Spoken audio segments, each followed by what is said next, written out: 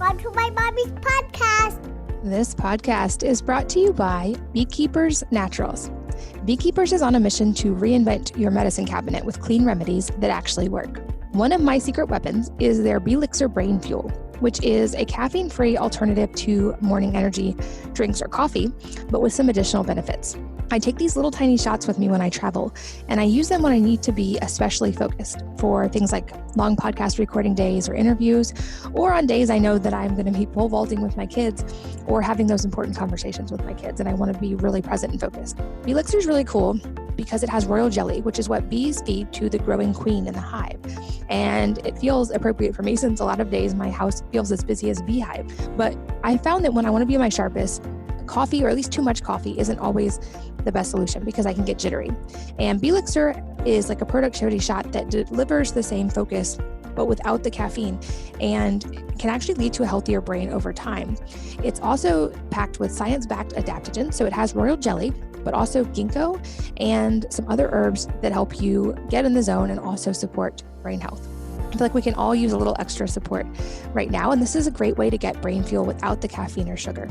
I also really recommend, if you're going to check out Beekeepers, trying their propolis throat spray, which is an all-over immune support, and we use this as our first line of defense at the sign of a tickly throat or sniffles, and found it really, really helpful. But you can check out all of their products and upgrade your medicine cabinet while saving 15% on a first order by going to beekeepersnaturals.com/wellnessmama. So that's BEEKEEPERSNATURALS.com/wellnessmama, WELLNESSMAMA, to get 15% off your first order.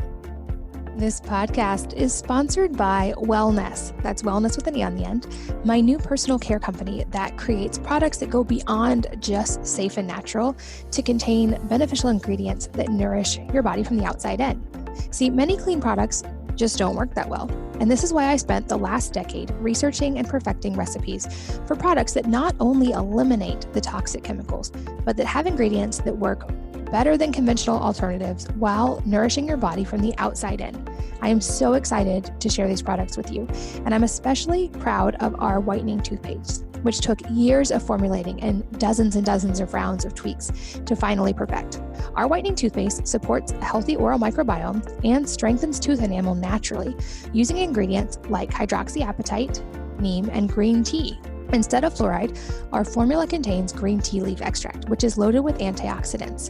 Plus, we use a phytochemical in green tea that's shown to fight bacteria that leads to tooth decay. We combine this with hydroxyapatite, a naturally occurring mineral and the main component of tooth enamel, with clinical studies showing that it can help strengthen teeth and avoid cavities. And of course, fresh breath is important when it comes to brushing teeth. So for that, we included peppermint leaf and neem. If you're not familiar with it, neem prevents bacteria from sticking to teeth and turning into plaque. So this protective measure means fewer bacteria, which leads to fresher breath. Check out our whitening toothpaste along with all of our products, including hair care and hand sanitizer, at wellness.com. That's wellness with an E on the end, WELLNESSE.com. And a tip, if you buy a bundle or subscribe, you get an automatic discount that's built in both of those ways. So check it out, wellness.com. Hello, and welcome to the Wellness Mama podcast. I'm Katie from wellnessmama.com and wellness.com. That's wellness with an E on the end. And in this episode, I am touching on a couple of topics that I have been getting increasing questions on, which are the health uses of CBD and medicinal mushrooms, which are different than culinary or psychedelic mushrooms, and their place in overall health, and also more nuanced things like cancer treatment and others. I'm here with Jenny Sansusi, who is the author of The Rebel's Apothecary, a practical guide to the healing magic of cannabis, CBD, and mushrooms. And these are all topics that are increasingly prevalent in the research right now and also in mainstream consciousness. And I thought they would be important to talk about today. Jenny is a certified health coach and the creator of the blog Healthy Crush, where she's been writing since 2008. She's also a graduate from the Institute for Integrative Nutrition and was trained by functional medicine Dr. Frank Lipman in New York City. And we go deep in this episode about her story, what got her into this in the first place and how she is using these pretty amazing substances in her daily life and to help her dad with a really intensive health crisis. I think you'll really enjoy this episode. So without further ado, let's jump in. Jenny, welcome to the podcast. Thanks for being here. Thank you so much for having me. I've been such a fan of your site for so many years. So this is just awesome to be connecting with you. I am so excited for our conversation because you have written about a couple of topics that I think are increasingly important right now and kind of hitting mainstream consciousness more and more. And I loved your book, The Rebel's Apothecary. To start off, I always love to hear people's story, especially when someone gets such deep knowledge on a specific topic. So to start off, what led you to write this book in the first place? Well, it was really unexpected. I had no plan to write this book. I had no real deep interest in these topics aside from being mildly interested in medicinal mushrooms, just because I've been interested in nutrition and wellness for so many years. I, was trained as a health coach back in 2010 through the Institute for Integrative Nutrition. And I've been blogging about wellness and nutrition topics for many years. And I've always just gotten really interested in, what's on the horizon, what are the new supplements and herbs and things that people are using, as alternative therapies. So I was aware of medicinal mushrooms, and I was starting to become very mildly aware of CBD as it was just kind of entering the scene. But I had not done a deep dive at all into these topics. And that all changed for me in 2017. So this was the end of 2017. And again, this was right when CBD, there was kind of starting to be whispers about CBD, and people were like, what is this? What's going on with CBD? But nothing major. And my dad was diagnosed with stage 4 pancreatic cancer. And that was around Thanksgiving, the day before Thanksgiving, actually, in 2017. And in that moment, I knew nothing about pancreatic cancer at the time, but as soon as I did my first Google search on pancreatic cancer, it was dismal.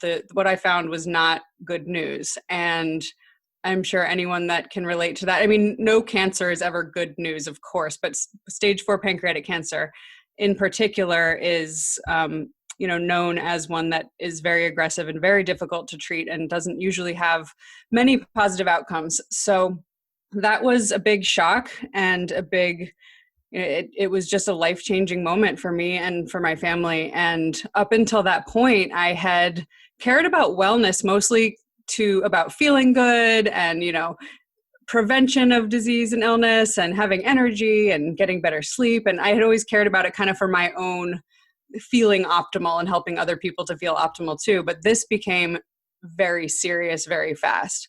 So it was the first time in my journey with health and wellness that I felt like, okay, I need to do something, and this is like a life or death situation.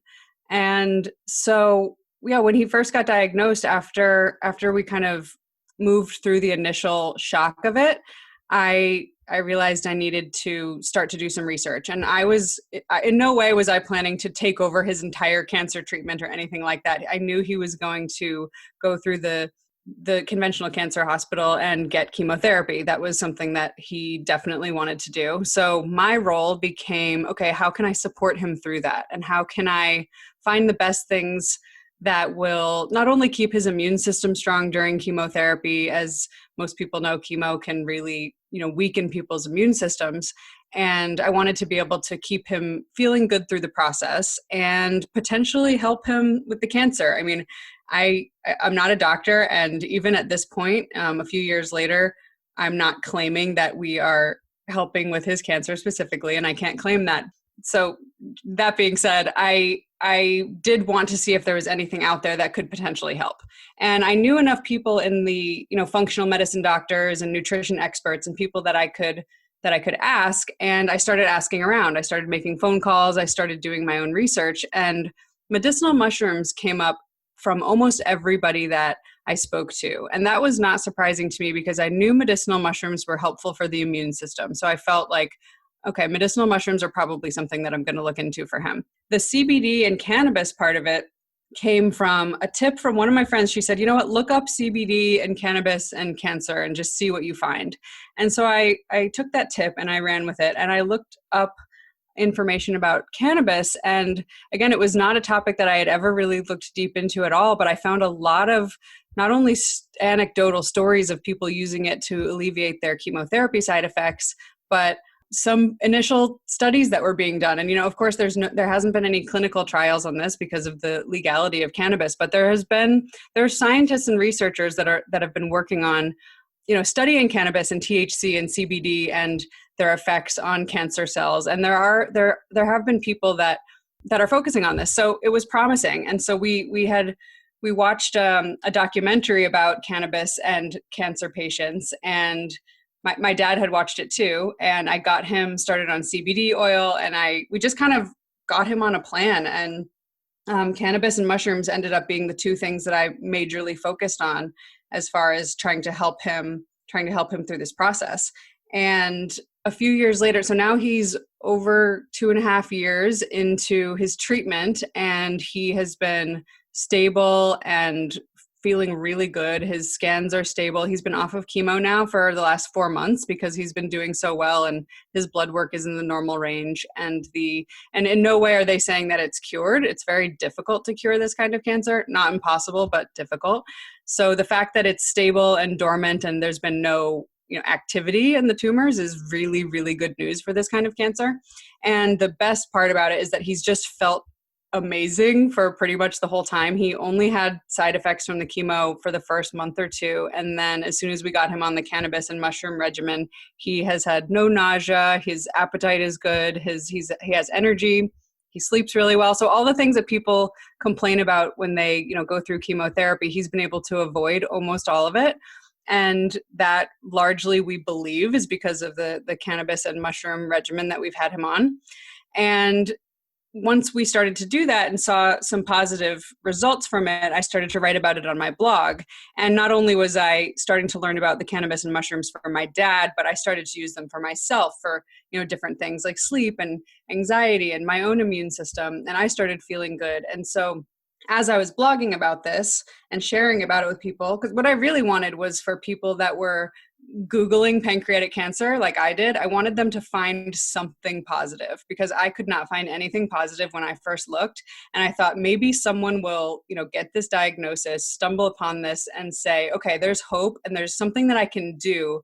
And I'm sure you relate to this. Just having something at home that you can try is so empowering, especially if you're faced with something where you feel this sense of hopelessness, or you feel this sense of there's nothing I can do to help with this. If you have an idea, of something, a home remedy, it's very empowering. So I really wanted to give people just a starting point. And of course, I think everybody should talk to their doctors before they try anything, but I really wanted to give people something to look into for themselves, and something that has really helped in our personal story. So that was the background of it. And then as I started blogging about it, a book agent got in touch with me and asked if I would be willing to write a book about this. And I hadn't planned it. And I didn't say, okay, this is this story that's happening to me, I'm going to start writing a book. She asked me, would you write this book? And I said, how can I say no to this? If there's all these other caregivers out there, or, people interested in this topic, or people struggling, and I have some information that might be helpful, I'd love to be able to just hand people a book with everything in one place. So that's the gist of how it all got started. I feel like there's so many ways we can go deep, especially on the specifics of the protocols and just also the benefits of different types of mushrooms. But just to highlight something I think really important, what you said is it's not that you were trying to use these as an alternative to conventional cancer treatments. You weren't, like, your dad didn't choose not to do chemo. These are things that can be used synergistically. And I think that's really important, because I think sometimes, conventional medicine and alternative medicine get put at odds, and they don't necessarily need to, because they can actually work together really well.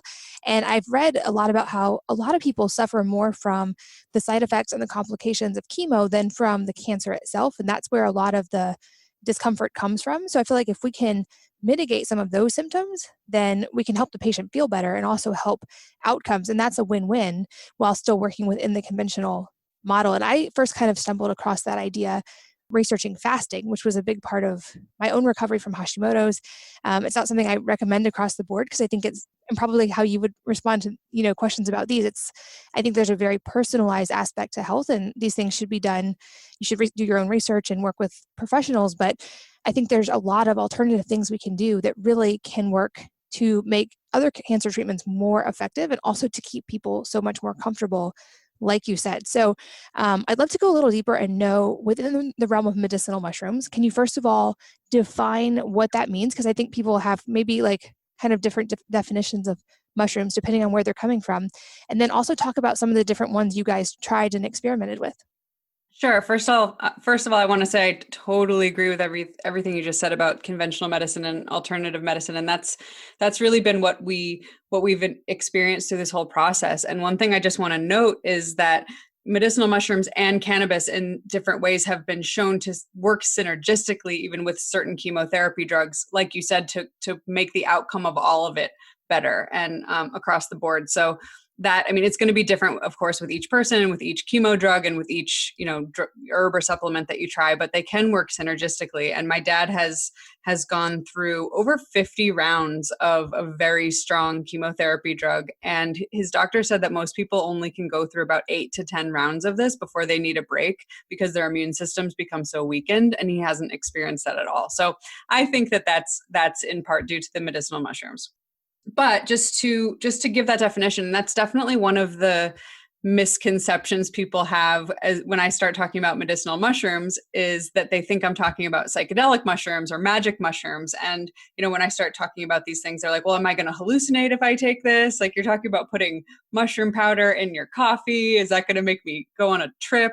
And that's not the case. I do talk about psychedelic mushrooms a little bit in the book, just because there's a lot of really interesting research going on with them right now. But the main medicinal mushrooms that we've tried are basically a class of mushrooms that's not the button mushrooms that you see at the grocery store, and it's not the psychedelic mushrooms, but it's this other class of mushrooms that has medicinal properties, and some are edible and some you need to extract into powders or tinctures, but some you can cook with.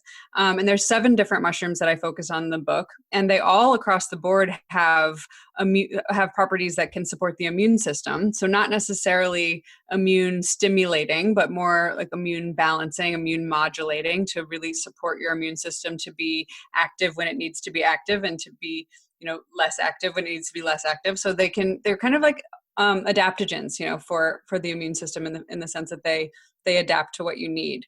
And so, and in addition to the immune system stuff, each one of the mushrooms has its own benefits. So across the board, all good for the immune system. And then they each have their own special powers. So the 7 medicinal mushrooms that we've been focusing on with my dad's treatment, and that I've written about in the book, are chaga, reishi, turkey tail, shiitake, maitake, cordyceps, and lion's mane. I just did that from memory. I'm not even looking at a list. I'm like, please get all of them. But yeah, those are the 7 that we focused on. Gotcha. Okay, so let's go deeper. I'd love to know how you use them, if they were all kind of in a mix, or if you used specific ones for different effects. I know there's a great documentary called Fantastic Fungi, and one of the people in the documentary talks about how his mom had, I believe it was stage 4 breast cancer, and she used turkey tail in pretty large amounts, and was able to get in remission and live for many years beyond that. And I know from being really good friends with Taro from Four Sigmatic, which is a mushroom-based company, that there are amazing benefits to so many of these. And I daily consume usually at least reishi and chaga and cordyceps and lion's mane. But I'd love to hear how you used the different ones. And also along that same line, if all this that you learned from your dad, how you now incorporate these at different times in your daily routine. Yeah. So actually, first of all, Fantastic Fungi is an amazing film. I've watched it twice now, and I've had my parents watch it recently, and they loved it too. It's just so beautiful with just the visuals that they use. But yes, Paul Stamets, that's the guy whose mom had breast cancer and used turkey tail, and that was a big thing that got me on the turkey tail train, I guess. But turkey tail and shiitake were the two that we first started with. And when I say shiitake, there's a supplement called AHCC, and it's derived from shiitake mushrooms. And this comes in capsules, the ones that my dad is taking. And the reason that I got him on those capsules is because they're actually used in cancer hospitals in China and Japan alongside chemotherapy treatments. There's studies that have been done on them showing that they can help keep the immune system strong during cancer treatments. So those are one of the first ones that I got him on just to keep his immune system strong. So AHCC. And shiitake, I mean, is just amazing in general, and it's been shown to be antiviral, and it's one of the ones that you can, of course, cook with. And he takes it in a more concentrated form, but we also try to cook with a lot of shiitake mushrooms as much as possible. Anytime that there's, a savory dish that I can toss some shiitakes in, I always will. So that's one of the first ones we got him started on. And then turkey tail was the other one. I called up, I used to work in a functional medicine doctor's office in New York City. His name's Dr. Frank Lippman. He also wrote the foreword to my book. But I called his office as soon as my dad got diagnosed, and there was a compounding pharmacist there. And he said, look into turkey tail, because there have been studies with turkey tail reducing breast cancer tumors. So that's something you should look at. So of course I watched, Paul Stamets has a video, I think it's a TED Talk, where he talks about his mom using turkey tail for breast cancer. And then there's been other studies on turkey tail and breast cancer as well. So we added the turkey tail in. So those were the two that we started with, the AHCC and the turkey tail. And aside from that, we started to make a daily shake. So we started to make a daily green smoothie, with a bunch of greens in it. Because one of the things that I realized really early on with chemotherapy is that, some people, when they get cancer, they decide to go on a really strict diet, or they want to do a juice fast, or they go paleo, or they go vegan, or, whatever they want to do. And I totally support that. But what I've realized is that the person on chemo, oftentimes their appetite goes away completely, and they can't really stomach certain foods, and that will lead them to just not eating at all and losing too much weight. So while I tried to do this whole dietary change with my dad at first, it became clear to me that he was losing weight so quickly that I needed to figure out, okay, maybe he just needs to eat whatever he can eat, and then we can add in these extra nutrients for him. So people ask me all the time, did he go on a really strict diet? The answer to that is no. We just added a bunch of things in, and he did quit alcohol completely and very highly reduce sugar. But aside from that, we've mostly been adding things in. So the shake that we started to make every day was a 10 mushroom blend from Four Sigmatic. And my mom makes it now for him every day. And I just tell her to put as much in as possible. She puts like a heaping teaspoon in, but I'm always like, if you put a little extra in, that's fine. So we use a 10 mushroom blend from Four Sigmatic, which has all of the 7 mushrooms that I mentioned before, plus a few others. And then we put extra turkey tail into that shake. We also put extra chaga into that shake. So yeah, he's taking a blend, the 10 blend, along with extra turkey tail, AHCC, and just kind of whenever we can throw in extra medicinal mushrooms, then we do that. Awesome. And is that what you do as well? Do you incorporate all 10 of those every day as well?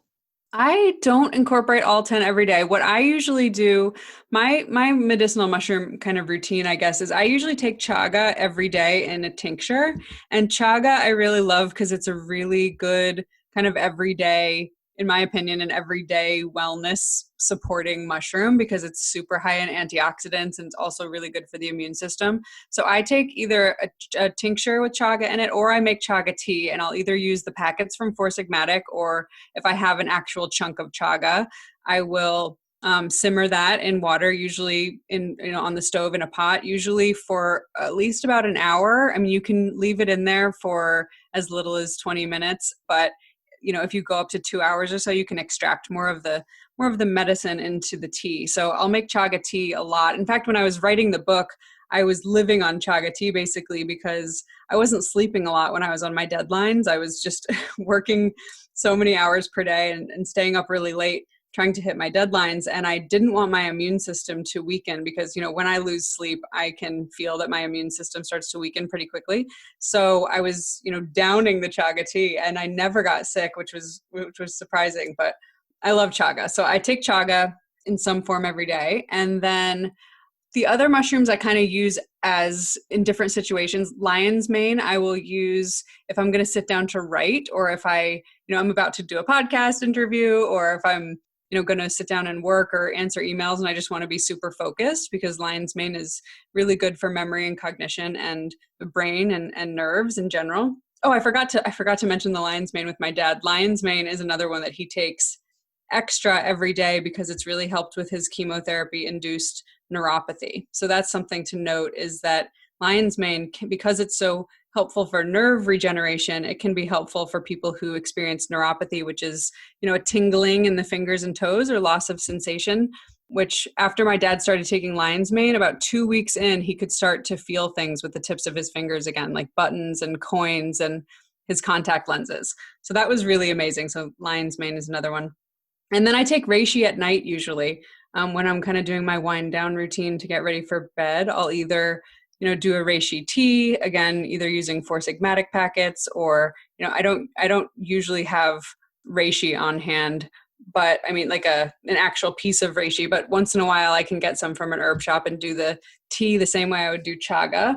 Or I take a tincture. So I have them in various forms. And so I'd say reishi, lion's mane, and chaga are the three but I just did order some more cordyceps because I'm going to start to incorporate more cordyceps into my life. And that's a really good one for, energy and stamina. I'm right there with you. And it's really exciting to see. I know there's a lot of studies coming out right now on these different types of mushrooms and how they can be used. And I do the same thing. I kind of cycle the different ones that I use most days, but most mornings I'll add lion's mane to either tea or coffee or smoothie or something.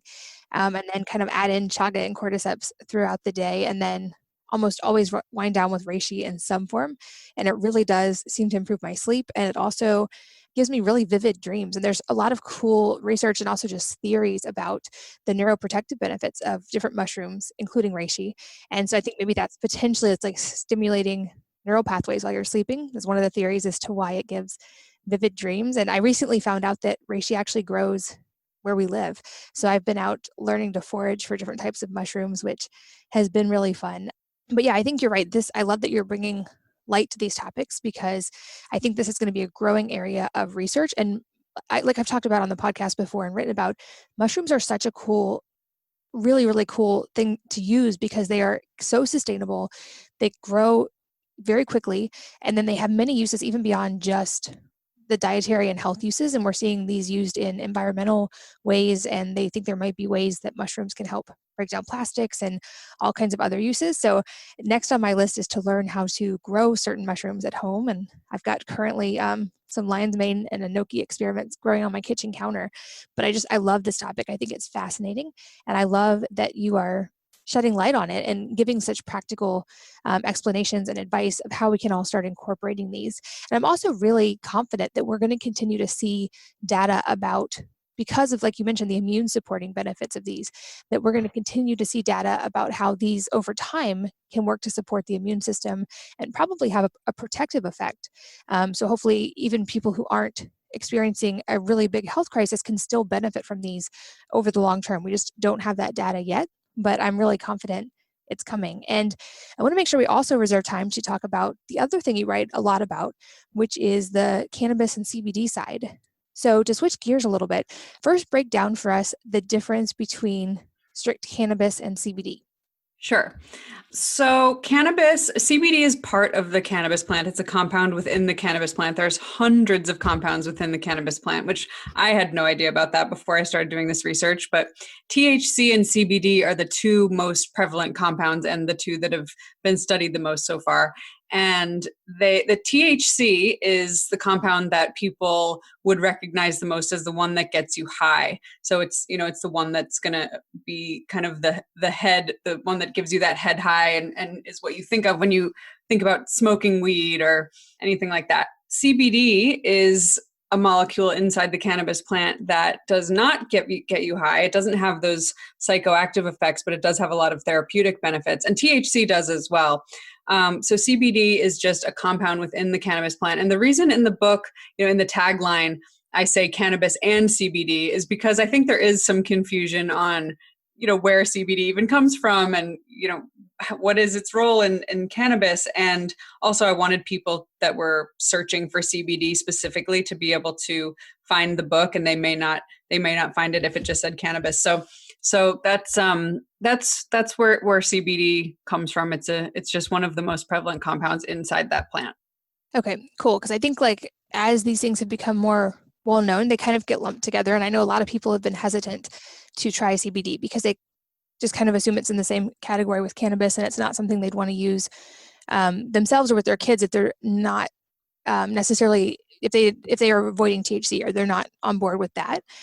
Talk about some of the main reasons that people are using CBD for health and wellness and how you use this with your dad. Because just like with the medicinal mushrooms, we are seeing an explosion of both anecdotal and scientific evidence on these compounds. So explain kind of how you incorporated it. Sure. Yeah. One of the things to note right off the bat that kind of similarly with medicinal mushrooms, when people think that they're magic mushrooms or psychedelic mushrooms, with CBD, one thing to really note is you can use CBD without any THC, and you can use it without feeling any high.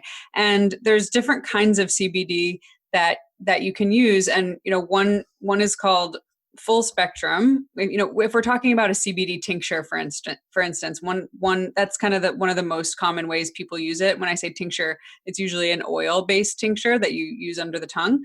But if you use a full spectrum product, what that means is there's all the different compounds from the cannabis plant are in there, including a little tiny bit of THC, depending on what kind of product you get. And the compounds have been shown to work better together. So it's called the entourage effect, and they can kind of boost each other up and help each other work more strongly. So a full spectrum product will have mostly CBD if you're getting a CBD product, but a little bit of everything else too, the other compounds inside the cannabis plant. But you can, if you really want to avoid THC altogether, even though there have been studies showing that a little bit of THC can boost the CBD's effects, you can avoid it altogether if you don't want to give it to your children, or if you're in sober recovery, or you just really want to avoid it. You can get either a CBD isolate or a broad spectrum CBD. I prefer broad spectrum over isolate because broad spectrum just means it includes a bunch of other compounds within the cannabis plant that can help with that entourage effect, except no THC. So that could be a place to start if you really want to avoid THC. CBD isolates are just the CBD molecule on its own, and that can be effective for people, but it has been shown that you need to take more, 5 times or more the amount of CBD isolate to get the effects that you would get with a full spectrum CBD, which can end up being, expensive. And so if you don't have an issue with having a little bit of THC, I would personally go for a full spectrum. So that aside, to answer your actual question, my dad uses a full spectrum CBD. He started on capsules. So I personally like the oil tincture under the tongue. That's my preferred method of using CBD, but he takes capsules just because it's easier for him. Just in his daily routine, he takes other capsules. So he likes to take the capsules. So we got him started on CBD capsules, with full spectrum CBD capsules, before he got a medical marijuana card, which in certain states, it's going to be different in every state, because cannabis is still federally illegal. CBD on its own is now legal, but cannabis in general, especially with THC in it, is with more than 0.3% THC, which is a really, really small amount, is federally illegal. So you need to, in every state, it's going to be different. So here in Massachusetts, where my dad lives, he needed to get a medical card in order to get something with more THC in it. So for the chemotherapy side effects and for his cancer, the product that we really wanted was something called Rick Simpson oil. And sometimes it has different names. Sometimes it's called full extract cannabis oil. It's inspired by a guy named Rick Simpson, who, according to him, used this very highly concentrated oil to cure his skin cancer.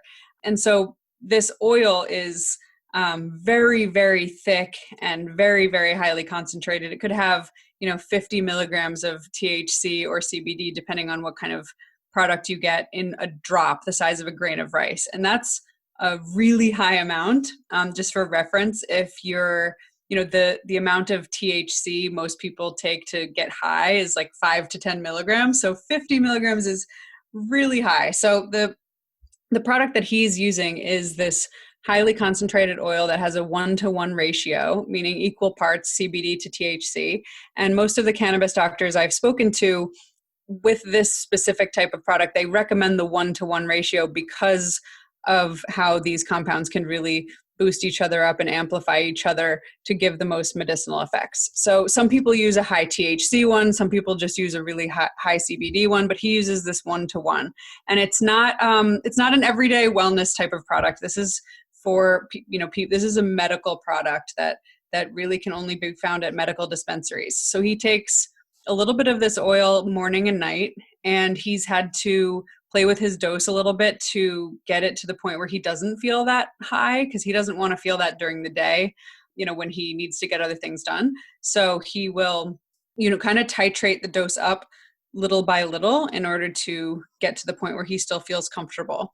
And then he'll take a little bit more at night because it really helps him sleep. But the reason for the THC, especially with chemotherapy side effects, is it's really helpful for nausea and appetite. So if those are, things that people are experiencing with cancer treatment, those are things that THC can be really helpful with. Nausea, appetite, sleep, and pain are things that the THC can be really good for. Personally, I don't take products with THC. I take a full spectrum CBD product that just has a tiny bit of THC because I don't like to feel the high. So I'm very focused on, getting those therapeutic benefits from the CBD without feeling the intoxicating effects. And so I'll take, and as far as what people are experiencing from CBD, I think the most common things they're using it for are probably anxiety, pain, and sleep. Those are, the three ones that I hear most often.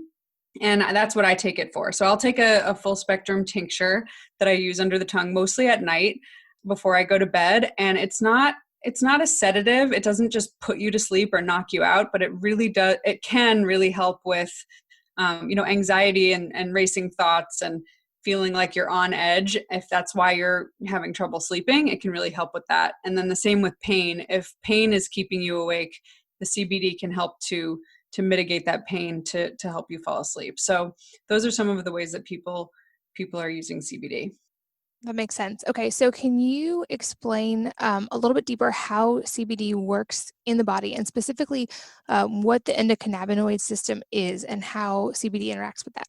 Yeah, that was one of the things that I was really, fascinated to learn about when I was doing this research, is that we have this system in our body, the endocannabinoid system, like you mentioned, and it works directly with cannabis molecules. They interact with this system, and we have this system in our body, it wasn't designed just to be used with cannabis. We actually have our own molecules in the body, these endogenous cannabinoids, which cannabinoids are the molecules within the cannabis plant, but we have our own. They're called endocannabinoids, and our body makes them in response to stress, in response to anxiety, in response to pain. And the system is really there to keep us in balance, to keep us regulated. I mentioned the word adaptogen before when it comes to medicinal mushrooms, and I really kind of consider the endocannabinoid system to be that same kind of adaptogenic system for our body that really keeps us in homeostasis. And so the way that CBD interacts with this system is that it actually doesn't bind to the receptors in the system directly, but what it does is it can break down the enzymes it can block the enzymes that break down our natural cannabinoids. So without being too scientific about it, we have these, these molecules in our system that CBD will basically amplify and make us have higher levels of these molecules, circulating throughout our system. So if we are putting these molecules out in response to anxiety and we take CBD, then we'll have more of these anti-anxiety molecules in our system, if that makes sense. So THC is a little bit different in the sense that it binds to the receptors and it can actually mimic these molecules that we have in our body, but CBD will just kind of upregulate that system for us. Okay. So from understanding that, what are other various ways? I know I've seen the research on CBD for cancer. I know also, like you mentioned a little bit, people use this for anxiety, for mental health reasons, for sleep. What are some of the other reasons that you're seeing that people are using CBD? Well, I think people use it for mood. I mean, one thing that's important to know about CBD is that our endocannabinoid system, we all have a different endocannabinoid system. So I compare it to our digestive systems a lot, in the sense that everybody has a different, state of their digestive system. Everybody has different, gut flora and bacteria that are in our guts, and we all respond to different foods differently. And the endocannabinoid system is kind of like that, in the sense that we all have a different, there's a doctor that I spoke to when I was researching this book. His name is Dr. Ethan Russo, and he calls it the endocannabinoid tone. So we all have our own endocannabinoid tone, which is the state of our natural endocannabinoid molecules, the state of our receptors, and diet, lifestyle, genetics, all of this can affect our endocannabinoid system, which is one reason why there's not one correct CBD dose for everybody. If I may need a little bit more than you, or, someone may take 25 milligrams of CBD and it could really help them sleep. Another person could take 25 milligrams of CBD and it could wake them up a little bit more. So people do have different experiences with it because of that. So it really takes a lot of, self-experimentation and starting with a low dose and just seeing how you feel and really monitoring it. But aside from what I talked about with anxiety, pain, and sleep, people are using it for, focus, for mood. Even it even interacts with the immune system. So people are saying that it could be kind of an immune tonic, the same way that medicinal mushrooms are, although there needs to be more research with the immune system. But people use it for their skin as well, to, just soothe the skin, or it's been shown to be helpful for acne too. So it's kind of, there's a variety of reasons that people are using it, but I think the anxiety one is probably the most prevalent. I've definitely heard that one quite a bit. And personally, I've used a topical CBD. I've been lifting weights quite a bit, and it's really helpful for muscle soreness as well. This podcast is brought to you by Beekeepers Naturals. Beekeepers is on a mission to reinvent your medicine cabinet with clean remedies that actually work.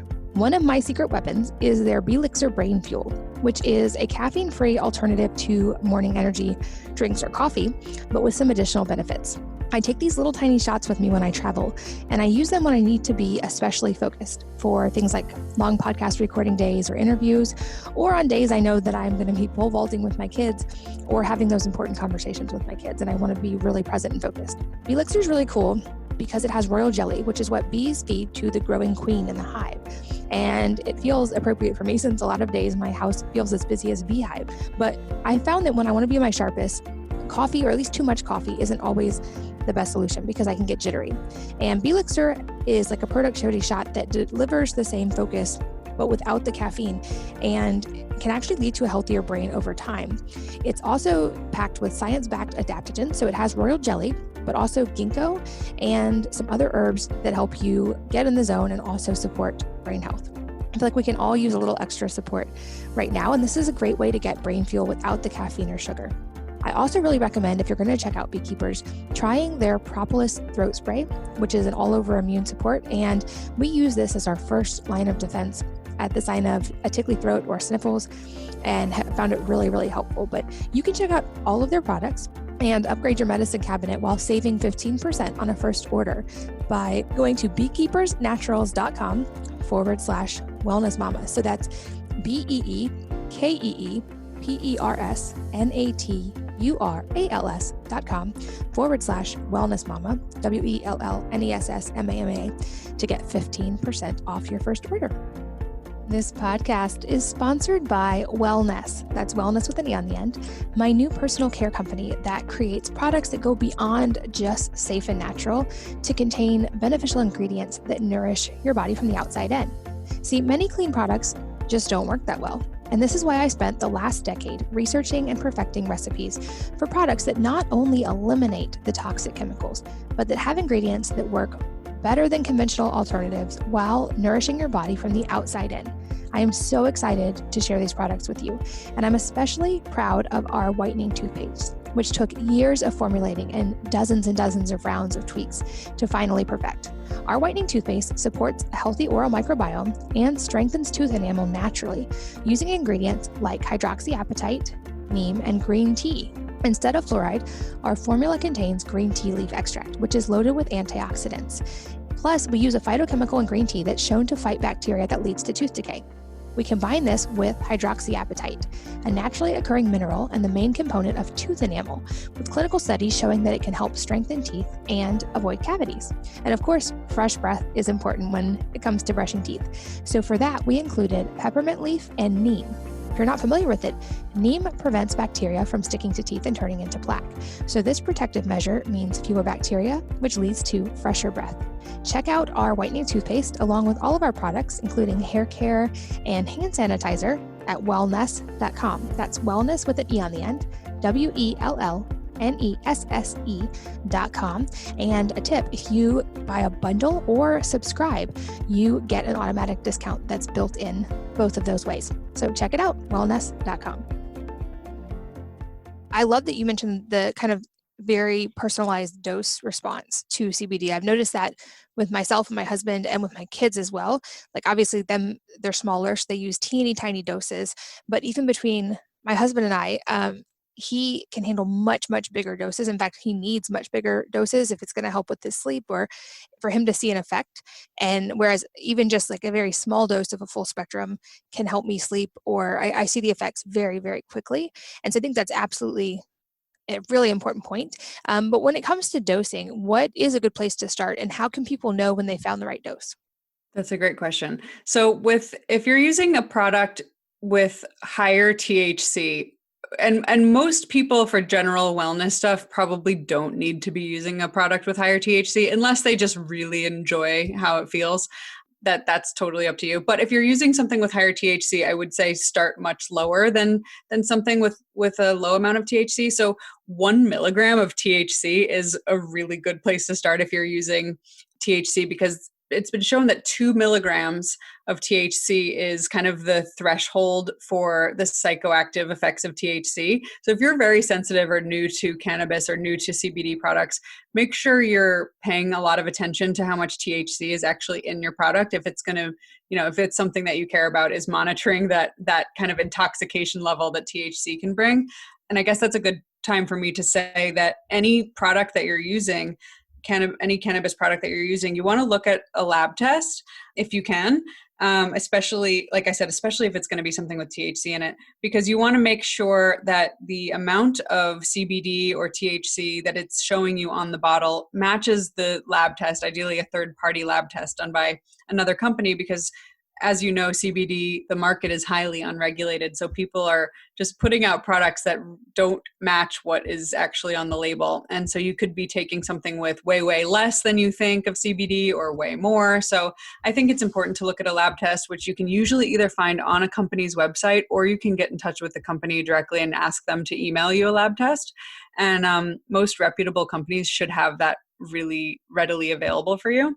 So that's just something to think about if you take a CBD product and you're like, it didn't work or nothing happened, or I'm not sure what's in this. Look at the lab test. So that being said, if you're just taking a CBD product, a full spectrum CBD or any other kind of CBD product, you can start low. I mean, you can start as low as like 5 milligrams just to see how you react. You may have no reaction to that. And it also depends on kind of the level of relief that you're looking for and the kind of relief that you're looking for. If you're using a topical, for instance, like you said, you're probably not going to be measuring milligrams. You're probably just going to be taking like a little bit of the topical and rubbing it on your muscles and seeing how it feels. But if you're using a tincture, which is an oil-based tincture, which is kind of the most common way, I would start with maybe 5 milligrams, and then you want to wait, at least an hour or so before taking more. It can have effects within 15 minutes or so, but you just want to monitor how you feel, and then you can kind of up it by 5 milligrams every couple days until you find the dose that really works for you. And with CBD, if there's not a lot of THC in it, you don't have to be super careful with 5 milligrams versus 10 milligrams when you're upping the dose. It's a little bit more forgiving. So, but yeah, I would start small, and then a general place that a lot of people start is a little higher, maybe 15 milligrams. But if you're very new to it, I would just start low and then work your way up from there. Perfect. And I know you have a lot more detail in the book. People can learn on all of the things we talked about today. As we get close to the end, a couple of questions that I love to ask. The first being, if you had any advice that you could share with the hundreds of thousands of people who will listen to this episode doesn't have to be related to mushrooms and CBD, but it could be, what would it be and why? Well, I think overall, with all of this and with my just in general with wellness, we've talked about this already, but I think the most important thing is to really listen to your own body and listen to your own intuition about what you should be taking. And especially with things like cannabis, people do have their thoughts and ideas about it. I speak to a lot of people that are in the sober community, for instance, and if something doesn't feel right for you, just don't do it. Or if something, like listen to yourself and listen to what feels best for you, because at the end of the day, people can tell you what's good for you all day long, and it may not be the right thing for you. So I just think getting really, really clear on how your body feels is really important with any herb, supplement, or wellness practice that you're doing. I think it's important to keep a journal and to write down how you feel after you take certain things, and just make sure whatever wellness protocol you're on is the right one for you. And I think people really want to be told exactly what they should do with dosing and with what they should be taking, but it is super, super personal. So get to know your body and experiment. Such important advice. And I'm so glad you brought that up. I've been guilty of that as well, being in the health world for so long. And early on, when I was sick, I was finding things that were helping. And I got so dogmatic about those things and would write about them, thinking they could help everybody. And what I've learned more and more these last few years is that this is so personalized. And I think you're right. We all have the obligation to do our own research and our own experimentation. And at the end of the day, we find our best health answers when it's very individualized and when we take ownership for that. And I love that you are giving people the tools to do that through your work, but also not being dogmatic in how. So I think that's beautiful advice. And lastly, if there is a book or a number of books that have really influenced your life, what they are and why. Yeah, the one book that really has influenced my life, probably more than any other, just because of the journey that it took me on, is The Artist's Way by Julia Cameron. And that's a book about basically awakening your creativity. And one of the things that I've always felt about myself was that I wasn't creative. And, before I started writing on my blog, I would look at people who I thought the only people who were creative were like artists and musicians and poets. And I was like, oh, I'm just not creative.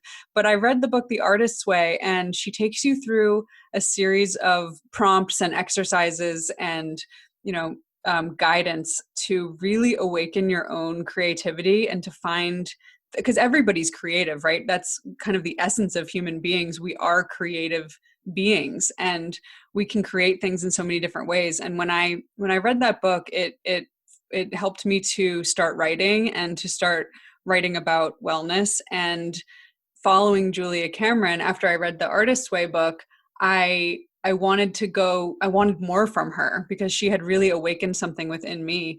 And I looked her up online just to see if she was speaking in New York City. And she was speaking there at a place called the Institute for Integrative Nutrition, which is where I ended up going to get my health coach certification. But I had no idea about that school until I read The Artist's Way, followed Julia Cameron, went to go see her speak. And then I learned about this nutrition school and I ended up enrolling. And from then, that was 10 years ago. And that really put me on a path to where I am today. So I'm just super grateful for Julia Cameron. I will add that to the show notes along with everything we've talked about. You guys can find all of those notes at wellnessmama.fm, along with a link to Jenny's book, The Rebel's Apothecary, which is also, I'm sure, available anywhere books are sold. Where can everyone else find you online, Jenny? Thank you so much. They can find me. Yeah, but the book is available exactly anywhere books are sold, although in this moment, a lot of bookstores are closed. So online, but you can find me. My blog is healthycrush.com, which I kind of it's taken a little bit of a backseat since I've been focused on book writing, but I'm getting back into it. So that's where I've been writing for many years. And then you can find me on Instagram at Jenny Sansusi. Perfect. Jenny, thank you so much for your time and for your work. And I wish your dad continued health and recovery. And thank you for sharing your knowledge today. Thanks so much for having me. And thanks, as always, to all of you for listening and sharing one of your most valuable resources, your time with us. We're both so grateful that you did. And I hope that you will join me again on the next episode of the Wellness Mama podcast. If you're enjoying these interviews, would you please take 2 minutes to leave a rating or review on iTunes for me? Doing this helps more people to find the podcast, which means even more moms and families can benefit from the information. I really appreciate your time, and thanks as always for listening.